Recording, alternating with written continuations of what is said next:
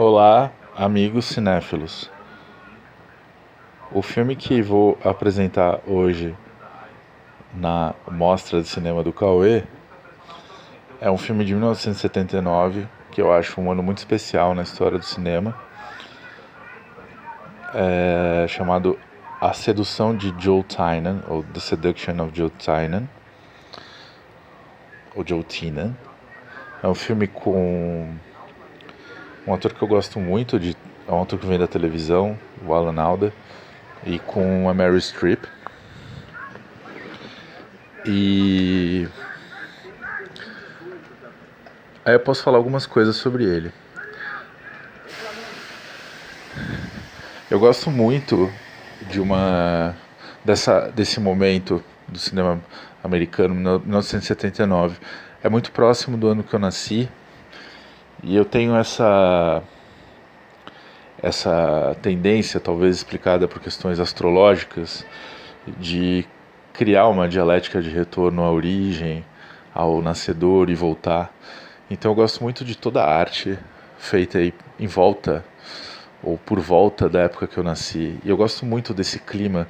79 é um clima muito específico no cinema americano. E talvez o cinema seja esse acúmulo de grandes climas da época que vão se ramificando e vão sendo transformados em variedades de obras que são únicas nelas mesmas, mas são parte de um clima, de uma conversa de época. E, de certa forma, é uma época medíocre ali nos Estados Unidos.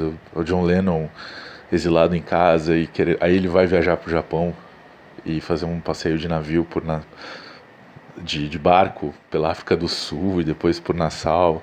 É quando ele sai de Nova York, ele está exilado e aí vai viajar sozinho com o filho dele, depois volta e logo depois é assassinado. Presidente Carter,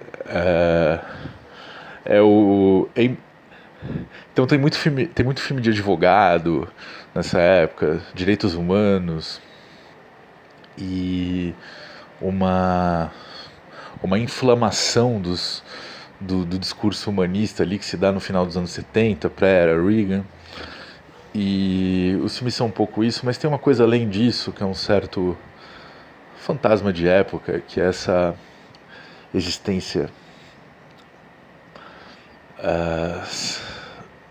pré-consciente e mesmo pré-cinema, que a gente pode entender assim como uma espécie de metageologia, né, ou de metageografia que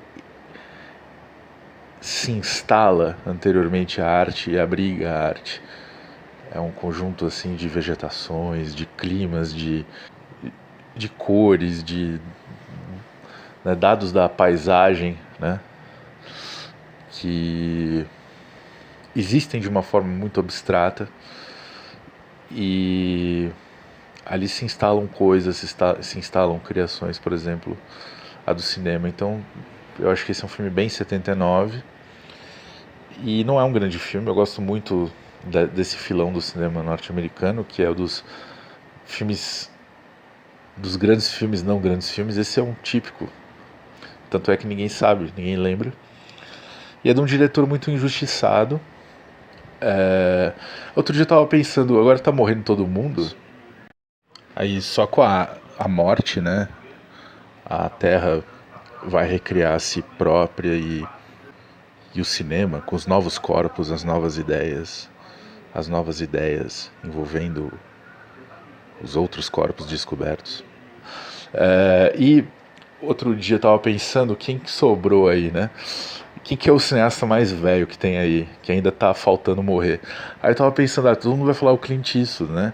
Mas não, é o diretor de A Sedução de Joe Tynan, que é o Jerry Schatzberg, que é um fotógrafo, na verdade, e é um diretor que teve uma ascensão explosiva assim, no começo dos anos 70, com aqueles filmes com o Al Pacino, e depois ele meio aí ele faz um filme meio uma ação B em 76, de roubo de uma mulher meio fatale ali, e ninguém vê esse filme não existe nem para piratear.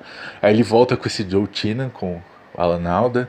É um cineasta engraçado. Eu não li muito sobre, biograficamente o que aconteceu, mas é um cineasta engraçado. Ele teve essa ascensão muito fodida ali, 70, 71, depois ele meio que desaparece. E é um cara altão, assim, bem judeu, tem traços assim, bem judaicos, e eu acho ele um cara meio subestimado, na verdade. E tem os filmes dele nos anos 80, tem uns bem ruins, tem uns que são legais. É meio daquela escola Ulu Grosbard. Ulu Grosbard fez alguns filmes na mesma época, e alguns filmes com esses caras também, Dustin Hoffman, Robert De Niro, depois desaparece, ninguém nem lembra. E eu gosto dessa coisa no cinema, sabe? Pegar o que ninguém nem lembra, o que ninguém parou, o que todo mundo parou de ver. É da minha natureza esse tipo de ligação também com a arte. Eu gosto desses filmes que são meio medíocres, mas são grandes filmes também. Porque, por exemplo, nesse caso específico desse filme, acho que é um grande filme, na verdade. É que ele tem aquela coisa do ano, do gênero, de certa dramaturgia meio em códigos esperados, assim, mas ele é muito especial. Uma coisa, o que é a vida de um político democrata meio hipócrita no final dos anos 70, e a convivência dele com os outros senadores. Então mostra essa cena dos senadores ali no final dos anos 70, que é muito divertido. E tem umas questões matrimoniais interessantes ali, que passam por uma contradição, né? E ele se vê ali num impasse, né? Sobre vida matrimonial versus vida das seduções, que propiciam a ele ganhos políticos, né? E ganhos sexuais, mas eu acho que ele aí faz uma matemática, matemática do quanto aquilo vai empobrecer a integridade dele. Empobrecendo a integridade dele, ele se torna um pior político. Então eu acho que é um filme interessante porque, sem falar essas coisas, ele vai mostrando como é a vida do cálculo de um político profissional, e no caso um político atrelado às causas típicas do Partido Democrata no final dos anos 70.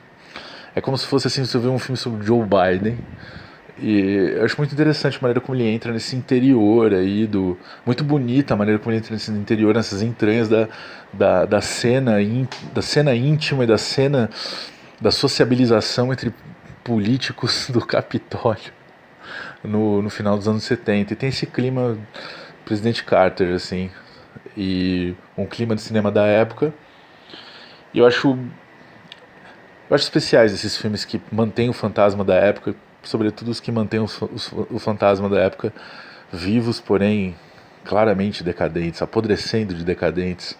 Só que esse apodrecimento, num ato contínuo, vai gerando uma certa nova vida. Na podridão da decadência se origina algo novo ali mesmo, na experiência, né, de assistir o filme. É como se o filme mesmo fosse um adubo, criando algo novo a partir dele mesmo, na nossa experiência de testemunhá-lo ali. Então é isso, é um filme, um pequeno filme esquecido. Quando eu falo que ele é medíocre, eu digo quase assim como a palavra medíocre não se aplica realmente ao que eu acho dele. É quase como uma categorização de catálogo mesmo. Ele seria visto como um filme medíocre num catálogo. Ele é quase substantivamente medíocre, mas é um filme que me tocou muito, eu achei muito legal. E outra coisa, amigos cinéfilos, eu acho que a gente, agora que acabou o governo do fascismo integral, a gente tem que talvez tentar se desaproximar, inclusive gramaticalmente, linguisticamente, de certas questões muito caras, muito típicas do fascismo. Uma delas é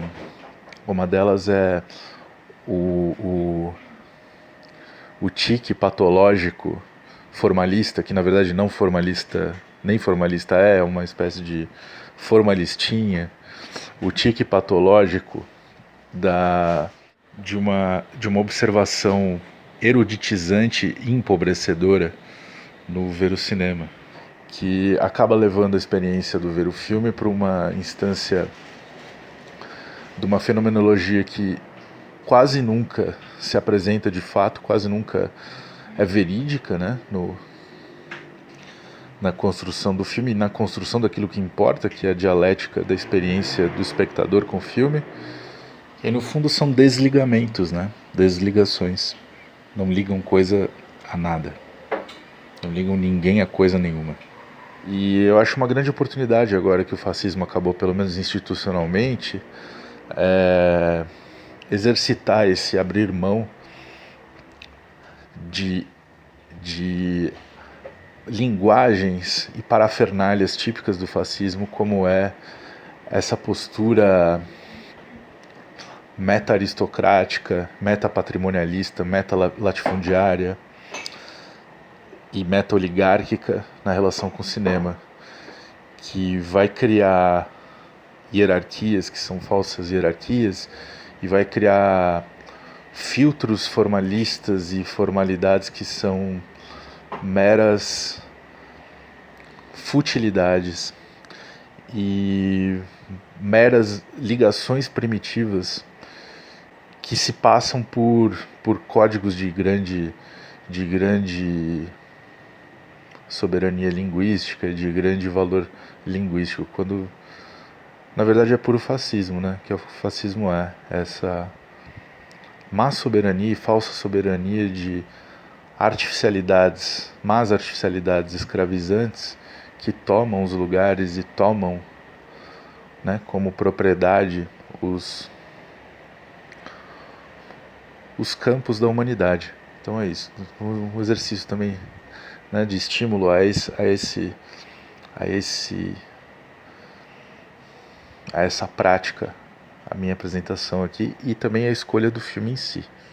E jogar fora também, né, esses signos de institucionalismo corporativo e de monarquia brasileira dos títulos. Eu fiz mestrado na Europa, estudei cinema formalisticamente nos grandes centros museológicos da cultura cinematográfica, que no final são só tokens para a entrada em novos sistemas corporativos, e isso, pô, a gente está livre disso agora que o fascismo institucional foi, de certa maneira, desmoralizado e ejetado.